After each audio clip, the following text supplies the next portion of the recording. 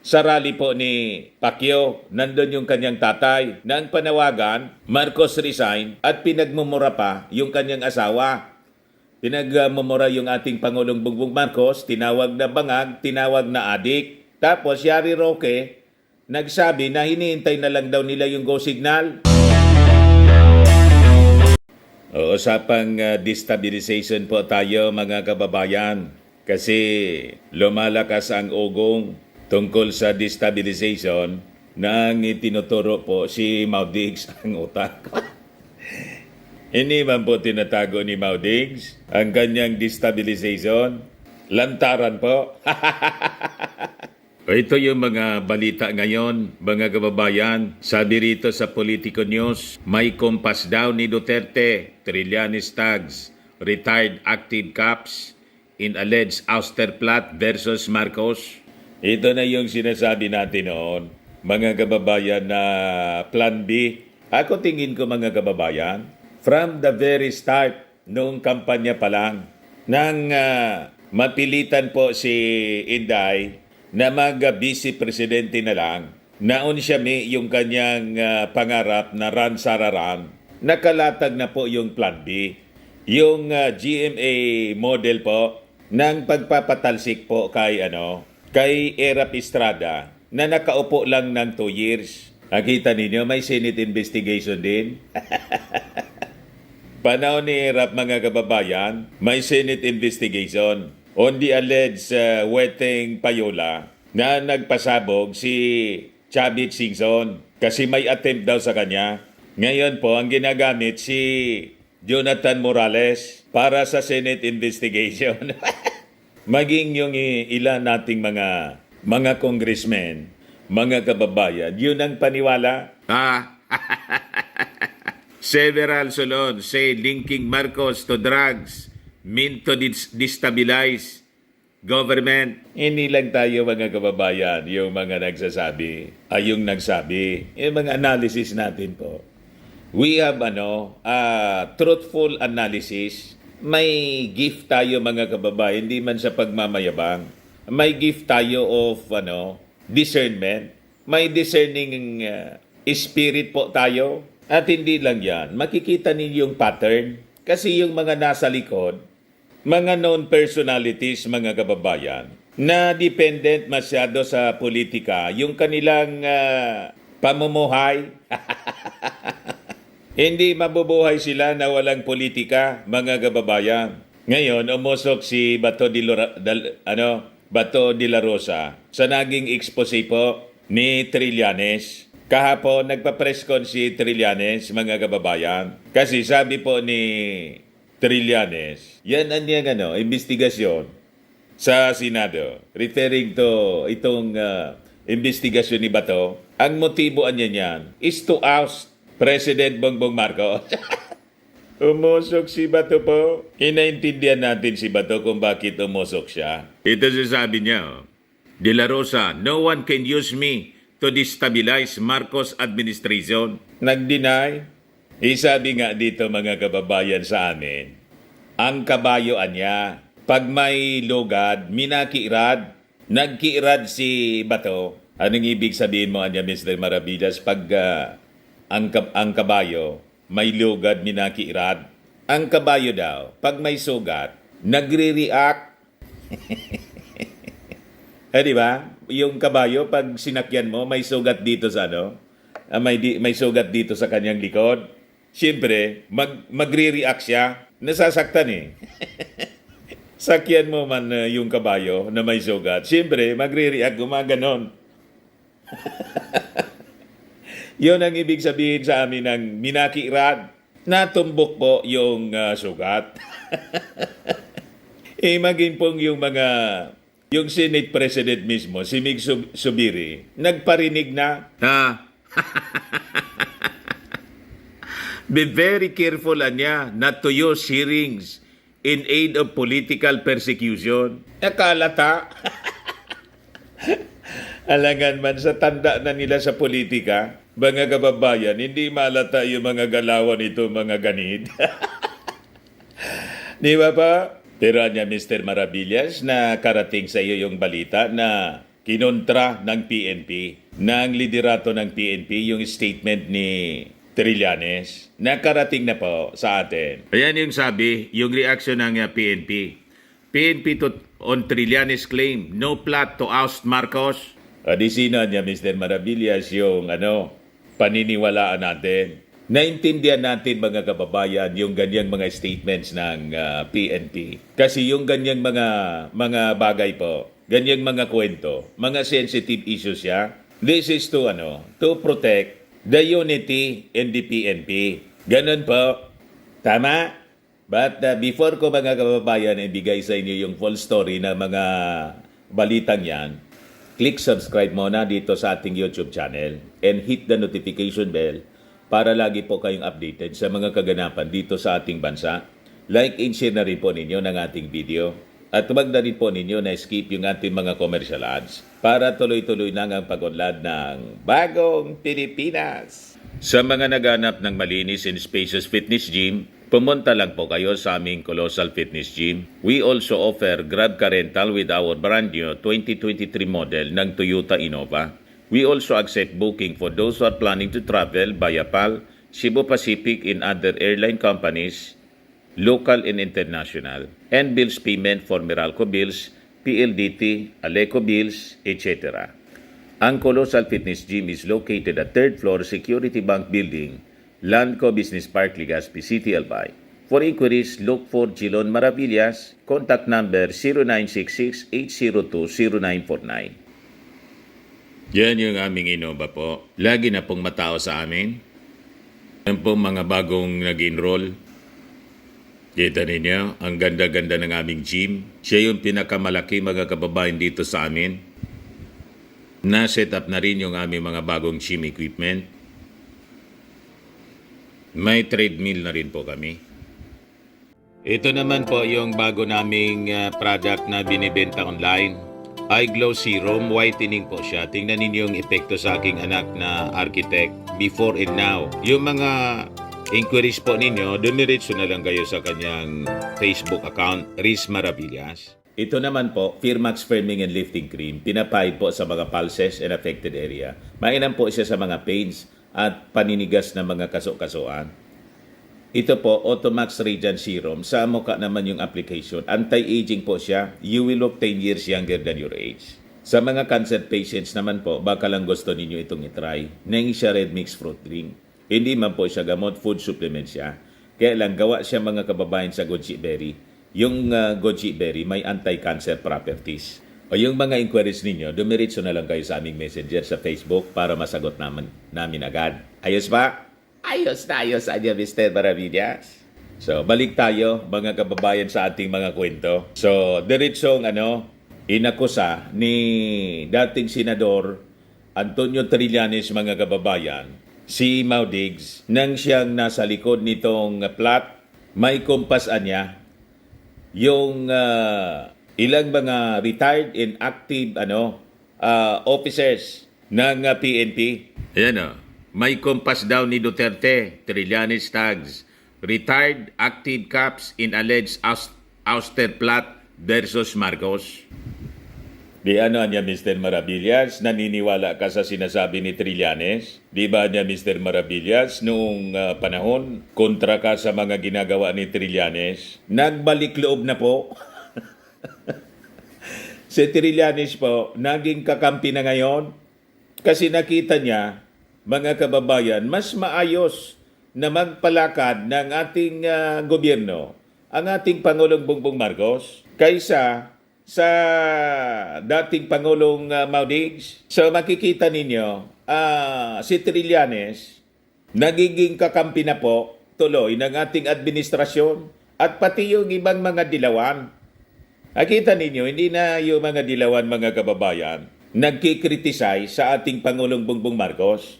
Kasi nakita nila, maayos pala niya magpalakad at hindi namimersonal. Kaya tingnan ninyo, kahit si Laila de Lima, wala tayong marinig na mga negative reactions sa pamamalakad ng ating Pangulong Bongbong. Kahit nga si Risa Ontiveros. So makikita ninyo ang galawan sa politika ngayon. yung dating oposisyon, yung mga dilawan, mga liberal, naging friendly na po ngayon sa ating administrasyon. Yung dating Kayuni team, yun na po ang emerging as opposition. Yan mismo yung naging pahayag ng isang congressman. Duterte's PDP, the new face of opposition, sabi po ni Congressman Conggon. Yan lang po sa politika. Bakit niya PDP na lang Mr. Maravillas, hindi na PDP laban, yung partido ni Maudigs. Nagsarili na po, humiwalay sa PDP laban, tinanggal yung laban, tinira yung PDP, Partido Demokratikong Pilipinong Makapili.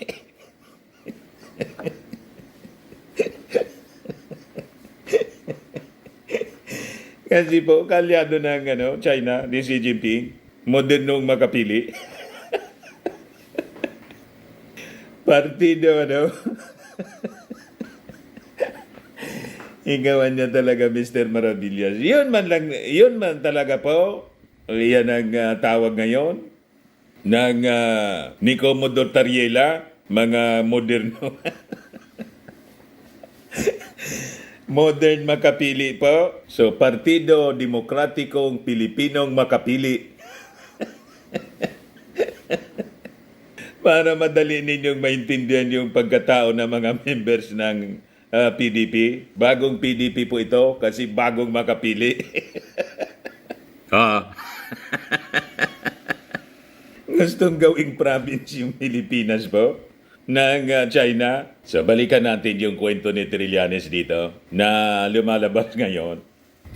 Sumusuporta na sa pamamalakad ng ating Pangulong BBM. Ganun lang po sa politika. At tayo naman, welcome sa atin. Welcome sa ating Pangulong Bongbong Marcos ang mga ganyan. Kahit yung kanyang tatay noon, mga kababayan, ganun yung policy, ganun yung paniwala. Yung mga dating rebelde noon, di ba si Trillanes, dating rebelde? Rebelding sundalo, pag nagbalik loob na at sumasang-ayon na sa polisiya, then welcome sila po. Nung panahon ni Apo Lakay, yung mga hukbalhap, o di ba? O ngayon sa Mindanao, kasi yung mga MNLF, MILF, nagbalik loob na sa gobyerno. Nakisama na po, ginawa na ng mga sundalo, yung dating mga MILF rebels, yung iba mga polis. Di ba nakakatawa ang ganon?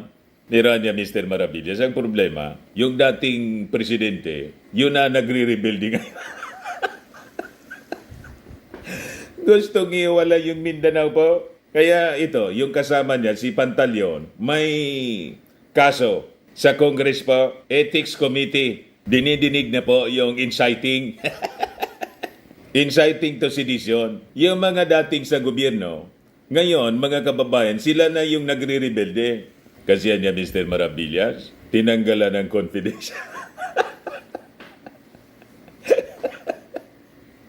Doon nagsimula, mga kababayan, dahil sa pagkasugapa kasi sa confidential funds. Siyempre, pananagutan siya ng ating Pangulong Bongbong Marcos. Parang niya delikado, madamay tayo. Command responsibility. Kung magamit mga kababayan sa hindi kaaya-aya na bagay yung pundo ng gobyerno, isisisi siyempre sa kanya. Siya yung Pangulo eh. Ba't niya inayaan mong malunok? Di ba? O ngayon, sabi rito, several retired inactive officials of the Philippine National Police are reportedly recruiting members of the military to join an alleged plot to oust President Ferdinand Marcos Jr., sabi po ni dating Senador Antonio Trillanes. Sa press conference mga kababayan kahapon, Trillanes tagged the camp of former President Rodrigo Duterte as the alleged mastermind of the move to unseat Marcos. Yun man talaga po. Kasi, hindi man, sabi nga natin, many times, sa mga, kaya yung tawag ko po sa prayer rally nila, destabilization rally, na ang objective is to unseat the president. Pinare-resign po yung ating Pangulo. Pagkatapos, sinasabi mismo ni Maudigs, pati ni kahit i-review ninyo yung mga videos nila, ni Harimau na itutulad, mga kababayan, sa tatay. Yan ang ibig sabihin. To unseat as president, doon nga po sa Liwasag Bonifacio, kung saan pumunta si Inday nung magbiyahe, yung ating Pangulong Bongbong papuntang Germany at Prague, yung ikinagalit po ni Mrs. Lisa Marcos, na nasa travel sila pagkatapos si Inday pumunta sa Liwasag Bonifacio sa rally po ni Pacquiao. Nandun yung kanyang tatay na ang panawagan, Marcos resign, at pinagmumura pa yung kanyang asawa. Pinagmumura yung ating Pangulong Bongbong Marcos, tinawag na bangag, tinawag na adik. Tapos Yari Roque nagsabi na hinihintay na lang daw nila yung go signal. Siguro, kung nakaipon sila ng maraming mga participants doon, sosogod na sila sa Malacanang. May video siya, mga kababayan. I-review ninyo. Nasa YouTube. So itong mga statement na to ni Trillanes, mga kababayan, based ito sa aktual na behavior at declaration po nila. Wala man sikreto rito po. Si Baste, ganun din yung sinasabi doon sa Tagum City. Kahit nung rally po sa Davao, kaya po yung mga magsasabi na hindi totoo yung sinasabi po ni Trillanes, malabo po na hindi totoo. Totoong totoo kahit i-review ninyo yung mga declaration ni Maudigs saka ni Harimau. Kaya nga po iniimbestigahan si ng Ethics Committee si Pantaleon, inciting to sedition. And malinaw po na pag nag-resign o sinugod nila yung Palasyo Malacanang at nagtagumpay sila, ginagantungan yung military, mananawagan daw sila sa military, sumama sa kanila. Ang beneficiary po, si Inday. So ang purpose nila, iupo si Inday. And sabi nga sa mga nare-receive nating mga kwento, mga inside stories, gusto nilang gawin ito before the 2025 election. Yung pattern po, tulad ng ginawa ni GMA kay Erap Estrada, inagaw yung posisyon. Tahimikan niya, Mr. Maravilla, si GMA ngayon, parang hindi nagsasalita. May kasabihan po tayo, silent water runs deep. Ang tubig daw na tahimik ay malalim. Sabi po dito sa balita, meron pong mga na-identify na active PNP officials, active and retired actually, PNP officials na sumasama dito sa destabilization efforts. Pero base sa impormasyon natin, na-identify na sila at mahirapan na sila ay gumalaw. He said, adding that his information came from sources within the military. Diyan na niya, credible ba? Mr. Maravillas ang sinasabi ni Trillanes. Malamang credible po kasi dati siyang sundalo, dating senador, at may network siya within the military. At saka sa PNP, alangan man, parang tulad ko, dati akong nasa mainstream media. So I have my sources, I have my friends within the active members of the media, na mga kaibigan ko, na nag-feed sa akin din ng mga information. Ganun lang yan po. And makikita naman po ninyo, may mga nagpo-programa nga sa YouTube, na dating mga retired. Alam na ninyo kung sino? Mga retired PNP and military officials. Ginagamit yung YouTube po. Mga kaalyado ni Marites Lica. So we have these destabilizers active. Pero siyempre hindi aaminin ng leadership ng PNP. Magtatrabaho lang sila para suplahin pero hindi nila aaminin po. Kasi parte yan ng strategy nila, mga kababayan. Kaya maintindihan natin kung bakit palabas ng pronouncement yung leadership ng PNP. So sabi rito, Trillanes, a former soldier, said the supposed recruitment efforts of policemen allied with Duterte has been unsuccessful so far. Siyempre po, sinong sasama dyan ng mga active? Alam nila na mapapahamak lang anya tayo dyan. Paano na yung karir natin? Papabor ba tayo sa WeWard at hindi na sa tamang pag-iisip na dating leader? O dito sa napakaswabe, napaka-professional, napakatalino, mabait pero decisive siya. May totoong tapang, hindi nagpapasindak sa China. Makikita ninyo ang comparison. At dating sundalo din. Sundalo po yung ating Pangulong Bongbong Marcos. Si Mau Diggs, abogado, pero sabi nga, sa kanyang mismong bibig galing, 75 lang anya ko. Kaya pati po yung ugali, hindi refine. Ang ugali talagang akma sa gradong 75. Malamang sa GMRC po, bagsak. No, di ba? May GMRC pa po. So sabi dito, he said, recent pronouncement by former President Duterte were meant to encourage dissatisfaction with Marcos. It goes without saying, hindi naman gagalaw ito mga ito pagka walang imprimatur ni Duterte, yung tatay. Ang makikita natin doon sa mga public pronouncement, these are statements meant to agitate, to incite to sedition and rebellion. He must know mga kababayan kasi dati siyang rebuilding sundalo. So sabi nga natin po, maging yung ibang mga members ng Congress, yun din yung paniwala na itong investigasyon po sa Senado ni Bato, ang motibo po hindi po in aid of legislation, kundi in aid of destabilization. In aid of ouster ng ating Pangulong Bongbong para iupo nila si Inday. Galit na galit po siya, si Bato. Ito po, mga kababayan, yung sabi ng mga congressmen. Sabi dyan, several members of the House of Representatives have pointed out that linking President Ferdinand Bongbong Marcos Jr.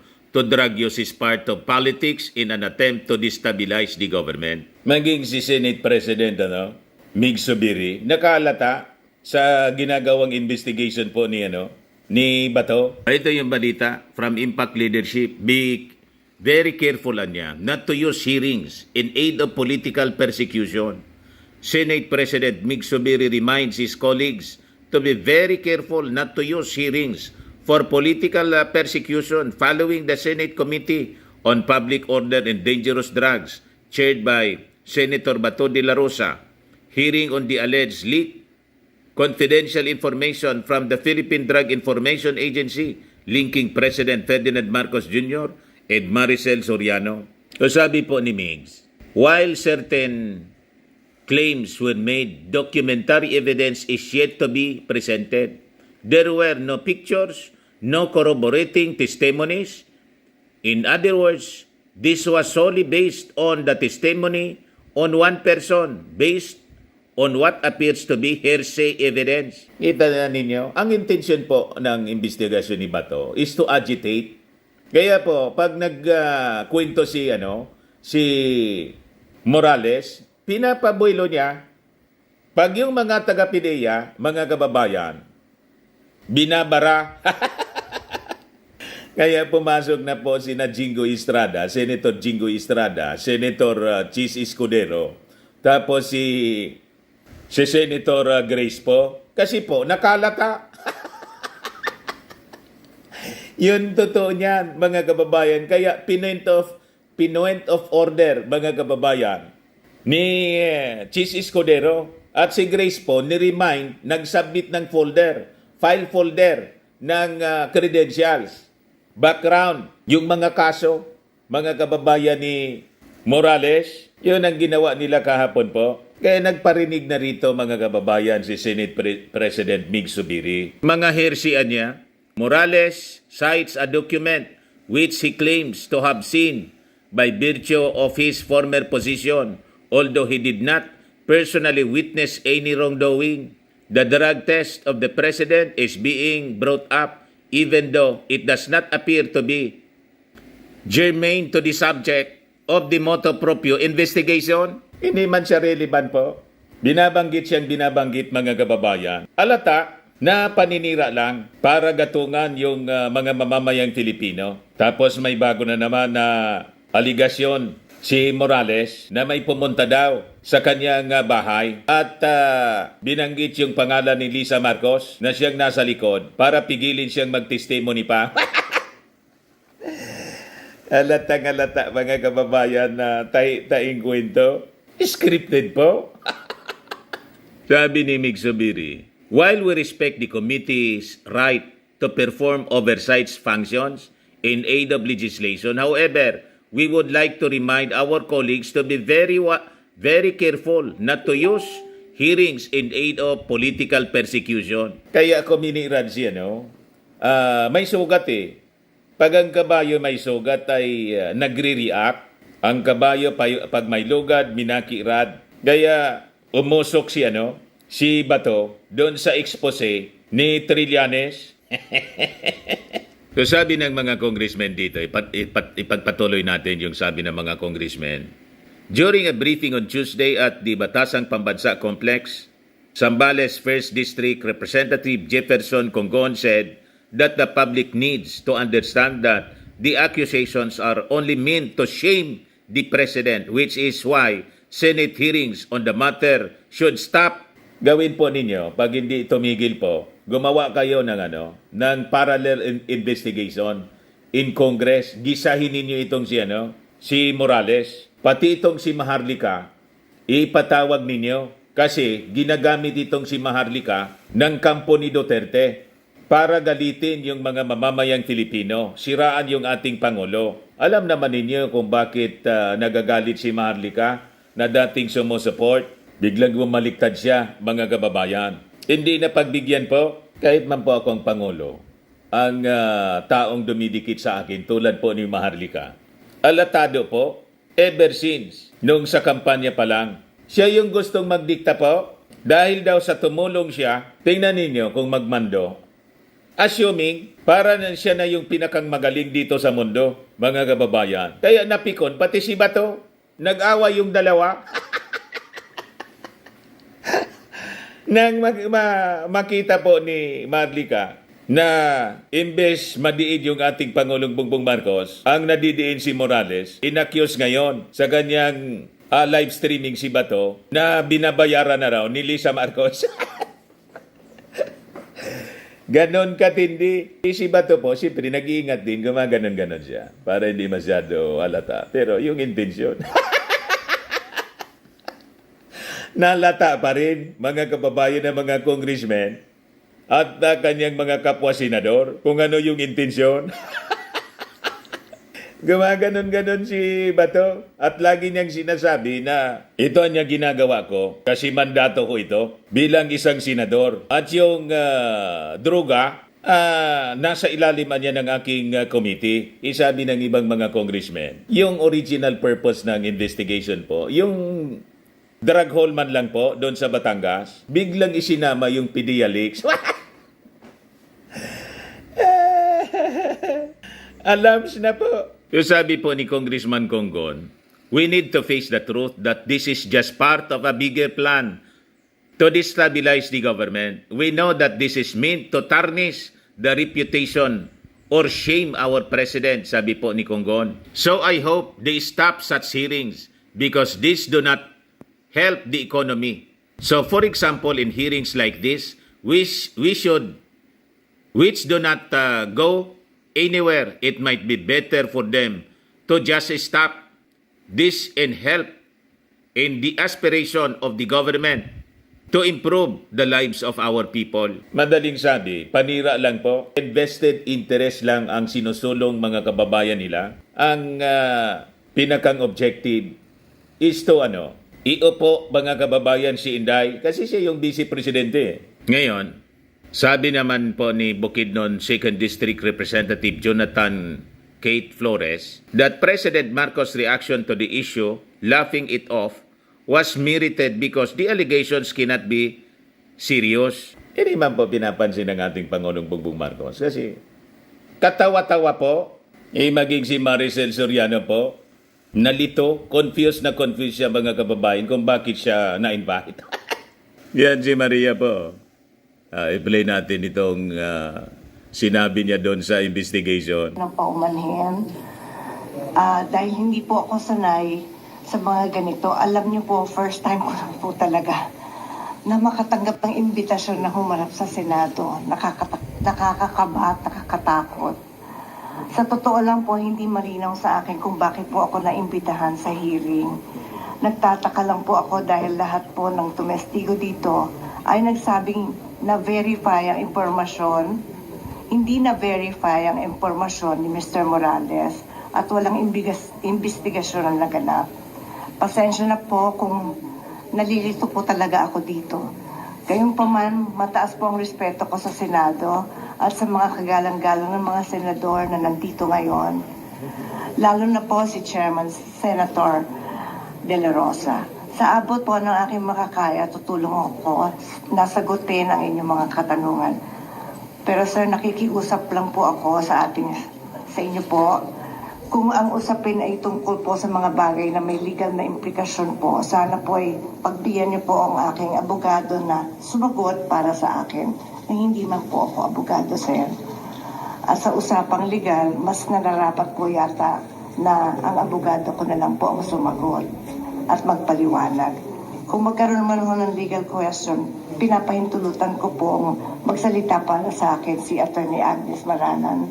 Maraming salamat po, sir. Tapos may padrama pa si Bato. Yan po, pakinggan natin. Sir. Thank you, ma'am. Hindi na mangyari yan. Sinagot mo na ako kanina eh. Thank you for answering my questions. Salamat talaga. You are answering the questions with all honesty. Thank you very much. Thank you po, sir. Ma'am, pwede ka na si Salamat kanina kapatis na tins dyan. Pahinga ka po, muna. sir. May padrama pa mga kababayan. Di ba? Na humingi siya ng pasensya. O ngayon, sabi ni Congressman Flores, Flores also reminded the public that evidence can only be admitted when it is credible and it comes from a credible source. The lawmaker was referring to the PDEA official statements questioning Morales' credibility as the former PDEA agent was supposedly dismissed from service. Ang isa pa mga kababayan, yung sinasabing leaked document, hindi nga pwedeng sabihin yun na leaked document kasi sabi, nag-certify na yung PDEA. Wala man na niya yan sa amin. Di saan na niya galing? Iwan namin na niya. Sa records namin niya, wala yan. So, madaling sabi, baka galing sa computer ni Morales. Gawa-gawa lang niya. Pero pinaninindigan ni Bato na authentic kasi may butas. Yun po ang isa ilalim ninyo sa forensic examination. The authenticity ng sinasabing dokumento kung saan nandun yung pangalan ni Bongbong Marcos at saka ni Maricel Soriano. Pero I think nakahalata na si Chis Escudero po. At malamang yun ang gagawin nila in the next, in the future hearing. Pinapadama muna si Bato. Pero kita ninyo, nakahalata na yung mga senador. So sabi rito mga kababayan ni Flores, the President's reaction is only correct, right? If allegations like that thrown at him and it's not a serious allegation, then he just laps at it. Because seriously, for evidence to be believed and be credible itself and must also come from a credible source. Yung nagsasalita po, patong-patong yung kaso. At kaya nga po siya natanggal sa pagkapulis at sa pagkapideya. na prove na dishonest po siya, sinungaling. At may mga kung ano pang kaso involving money na ginagamit po yung kanyang pagiging agent para makapanghingi ng kwarta. 8 million po, dati 50 million daw yon. Yung isang kinesing po nila. O ngayon, si Bato po, umusok. Wala niyang pwedeng gumamit sa akin.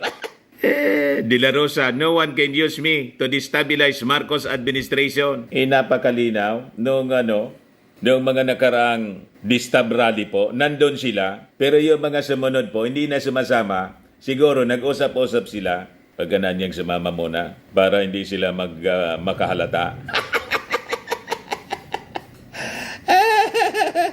Di ba noon, kasama si Robin, si Bongo, nandun sa Tagum City.